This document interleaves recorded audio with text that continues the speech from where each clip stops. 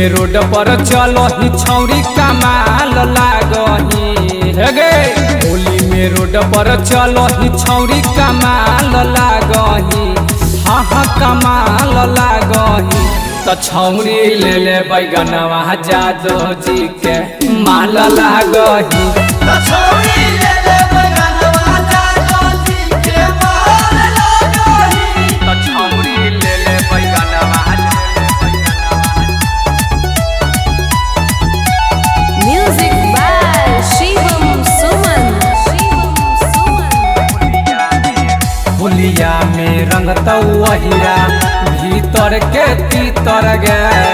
बाबन भूमिहार रंगतौ चोलिया के भीतर गे। बड़ी बिजोड़ लगा होलिया में रंगतौ अहिरा भीतर के तीतर गे। बाबन भूमिहार रंगतौ चोलिया के भीतर गे। एक बेरी औरी रंग दे छौरी बाबा लागही। एक बेरी औरी रंग दे छौरी बाबा लागही, हाँ हाँ बाबा लागही। तो छौरी ले ले बैगनवा जादो जी के माल लागही।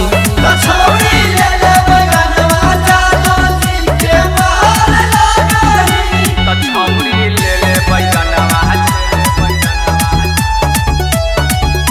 तो छौरी ले ले बैगनवा जादो जी के माल लागही।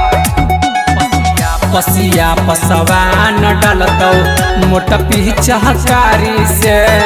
पुरमी कुसबा रंगतौ भकया कावारी में।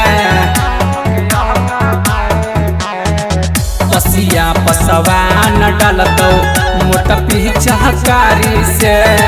पुरमी कुसबा रंगतौ भकया कावारी में। अंजी सुमन सुर से रंगल माल लागही।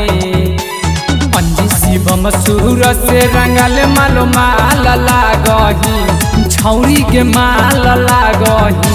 तो छौरी ले ले बैगनवा जादो जी के माल लागही।